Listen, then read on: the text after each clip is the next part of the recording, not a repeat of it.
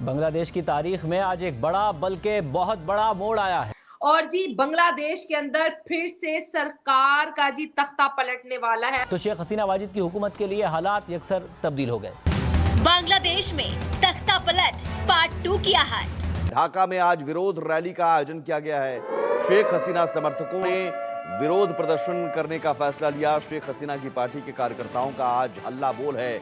अंतरिम सरकार की आवामी लीग को सख्त चेतावनी दी गई है। और दूसरी जानिब शेख हसीना भारत के अंदर रह के बांग्लादेश की वजीर आजम बन के बांग्लादेश के अंदर और बांग्लादेश की पॉलिटिक्स के अंदर एक पॉजिटिव रोल प्ले करती हुई दिखाई दे रही है। और क्या उस परिस्थिति में दबाव अमेरिका का पड़ता है? शेख हसीना जो पहले प्राइम मिनिस्टर थी बांग्लादेश की, उन्होंने जो मुबारकबाद का जो लेटर लिखा है डोनाल्ड ट्रंप को, उसमें अपने आप को प्राइम मिनिस्टर ही बताया है। और जहां तक बात रही ट्रंप की, जब से ट्रंप आया है तो ऐसा लग रहा है कि बांग्लादेश के जो हिंदू हैं, बांग्लादेश की जो आवाम है, जो इंडिया के सपोर्ट में है, जो शेख हसीना के सपोर्ट में है, उनको बहुत ज्यादा पावर मिली है। क्योंकि ट्रंप ने बोल दिया था कि अगर मैं आऊंगा तो मैं हिंदुओं की बात करूंगा, न सिर्फ अमेरिकन हिंदुओं की बल्कि all over the world. Bangladesh को आप कैसे देख रहे हैं? उनके जो प्राइम मिनिस्टर है मोहम्मद यूनुस, एक तो उनके ऊपर भी जो है वो केसेस किए जाने शुरू हो गए हैं, और साथ साथ ऐसा लग रहा है कि डोनाल्ड ट्रंप की जो गवर्नमेंट है वो भी उनसे कोई खास खुश नहीं। और इस दफा जो है प्रोटेस्ट जो रोड पे हो रहे हैं, बांग्लादेश के लोग जो बाहर निकले हैं, बांग्लादेश की माइनॉरिटीज, बांग्लादेश की मेजोरिटीज, बांग्लादेश की पॉलिटिकल पार्टीज, ये जी हल्ला बोला जा रहा है इंटरिम सरकार मोहम्मद यूनुस के खिलाफ। नमस्ते दोस्तों, जय हिंद। हिंदुस्तान स्पेशल में आपका स्वागत है। दोस्तों, डोनाल्ड ट्रंप के आने के बाद बांग्लादेश की हालात भी अब बदलते हुए नजर आ रहे हैं। बांग्लादेश में अब शेख हसीना की फिर से वापसी हो सकती है। बांग्लादेश में शेख हसीना के जाने और मोहम्मद यूनुस के नेतृत्व में अंतरिम सरकार के बनने के बाद लगातार राजनीतिक उथल पुथल मची हुई है। शेख हसीना को सत्ता से बेदखल हुए 3 महीने हो गए हैं। तभी रविवार को उनकी पार्टी अवामी लीग ने फेसबुक पोस्ट में गुलिस्तान इलाके में विरोध प्रदर्शन निकालने का ऐलान किया, जिसे देखते ही यूनुस सरकार ने सेना को सड़कों पर उतारकर फ्लैग मार्च करा दिया। पूरे इलाके में सुरक्षा बलों को तैनात कर दिया गया। 0 पॉइंट पर वाटर कैनन और बख्तरबंद सेना की गाड़ियों को स्टैंड बाय पर रखा गया। पुलिस ने विरोध प्रदर्शन से पहले अवामी लीग पर कठोर कदम उठाते हुए उनके सैकड़ों कार्यकर्ताओं को गिरफ्तार किया। हालांकि राजनीतिक ग्रुप समय समय पर जुलूसों में यहां आते रहे और नारे लगाकर अपना रुख प्रदर्शन करते रहे। आज हम एक और बहुत ही लेटेस्ट खबर के साथ जी हाजिर हो चुके हैं। और जी बांग्लादेश के अंदर फिर से सरकार का जी तख्ता पलटने वाला है। और इस दफा जो है प्रोटेस्ट जो रोड पे हो रहे हैं, बांग्लादेश के लोग जो बाहर निकले हैं, बांग्लादेश की माइनॉरिटीज, बांग्लादेश की मेजोरिटीज, बांग्लादेश की पॉलिटिकल पार्टीज, ये जी हल्ला बोला जा रहा है इंटरिम सरकार मोहम्मद यूनुस के खिलाफ। अब नहीं चाहिए वहां पर ऐसी सरकार। और दूसरी जानिब शेख हसीना भारत के अंदर रह के बांग्लादेश की वजीर आजम बन के बांग्लादेश के अंदर और बांग्लादेश की पॉलिटिक्स के अंदर एक पॉजिटिव रोल प्ले करती हुई दिखाई दे रही है। और जहां तक बात रही ट्रंप की, जब से ट्रंप आया है तो ऐसा लग रहा है कि बांग्लादेश के जो हिंदू हैं, बांग्लादेश की जो आवाम है, जो इंडिया के सपोर्ट में है, जो शेख हसीना के सपोर्ट में है, उनको बहुत ज्यादा पावर मिली है। क्योंकि ट्रंप ने बोल दिया था कि अगर मैं आऊंगा तो मैं हिंदुओं की बात करूंगा, न सिर्फ अमेरिकन हिंदुओं की बल्कि ऑल ओवर द वर्ल्ड। तो अब जो बांग्लादेश के अंदर जो प्रोटेस्ट हो रहे हैं उसका क्या नतीजा निकलेगा, और हम ये भी देखेंगे कि इंडिया और इसके साथ साथ शेख हसीना का जो बॉन्ड है,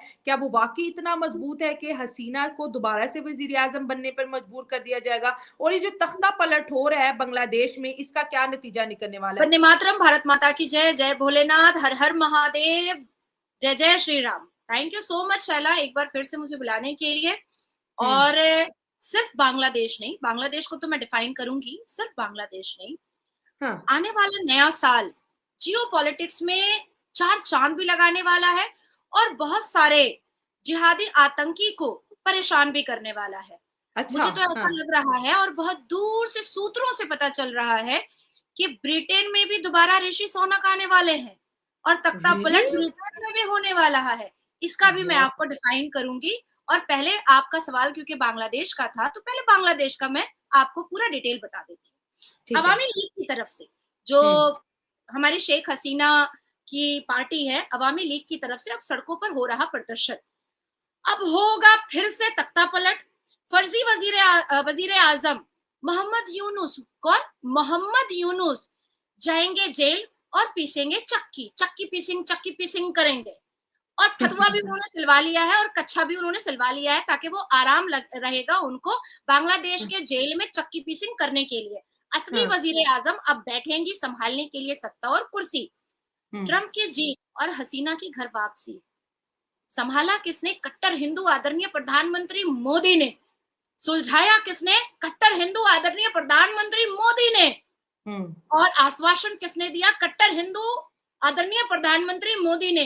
ट्रंप की जीत बहुत से लोगों का दिल दहलाई, और ट्रंप की जीत ने जियोपॉलिटिक्स में बहुत सारे अच्छे और बहुत सारे संवैधानिक नेताओं के लिए एक बहुत बड़ा हेल्पफुल सीढ़ी भी बना। ट्रंप की जीत बांग्लादेश में होगा फिर से 2.0 तख्ता पलट।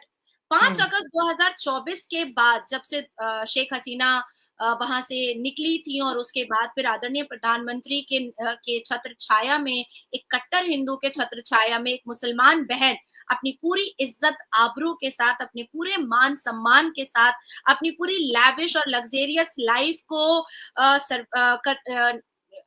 मतलब निभाते हुए एक कट्टर हिंदू के अंडर लीडरशिप बहुत ही खूबसूरती से, बहुत ही इज्जत से, बहुत ही मान मर्यादा से वो रही। और राखी बांधना शेख हसीना का आदरणीय प्रधानमंत्री मोदी जी को, उन्होंने राखी का फर्ज निभाया और अपनी बहन को सुरक्षित रखा अपने नेतृत्व में, और अपने सनातन धर्म की पूरी आइडियोलॉजी को हमारे आदरणीय प्रधानमंत्री ने दिखाया भी। लेकिन अब ढाका के हालचाल कुछ अलग दिख रहे हैं। अब ढाका में कुछ अलग हवाएं चल रही हैं। अब ढाका में कुछ अलग गूंज हो रही है।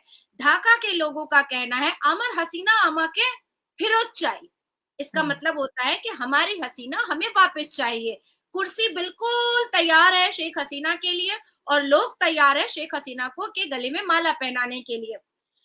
शला, अब मैं बहुत सीरियस बात करने वाली हूँ। इतनी देर में बहुत खुश थी क्योंकि शेख हसीना वापस जा रही है, इसलिए। ऐसा नहीं है कि शेख हसीना जब वहां पर थी तो हिंदुओं का जेनोसाइड नहीं हुआ था। ऐसा नहीं है कि हिंदू बहु बेटियों को लूटा नहीं गया था। ऐसा नहीं है कि 1971 से लेकर के 2024 के 4 अगस्त 2024 तक में हिंदुओं के ऊपर अत्याचार नहीं हुआ था। हुआ था। 8% हिंदू थे वहां पर। 8%। लाखों करोड़ों हिंदुओं की आबादी घट करके बहुत नीचे उतर चुकी थी। लाखों मंदिरों के जगह पर कुछ मंदिर रह गए थे। लाखों की जगह हजारों आ चुका था। नाम पर पुरुषों को अत्याचारित करना इस्लाम के नाम पर, मंदिरों को तोड़ना इस्लाम के नाम पर, रोड पर नमाज पढ़ करके हिंदुओं की मंदिर के सामने हिंदुओं को अत्याचारित करना इस्लाम के नाम पर, ये उस वक्त भी चल रहा था। लेकिन कहीं ना कहीं शेख हसीना अपने बांग्लादेश को बदनाम तो नहीं होने देती थी। वो कभी भी अपने बांग्लादेश को चर्चाएं आम पर बदनामी के नाम से नहीं आने देती थी। अगर वो देखती थी कि हिंदुओं की बेटियों की इज्जत तार तार की जा रही है तो संवैधानिक तरीके से वो उसको सजा भी दिलवाती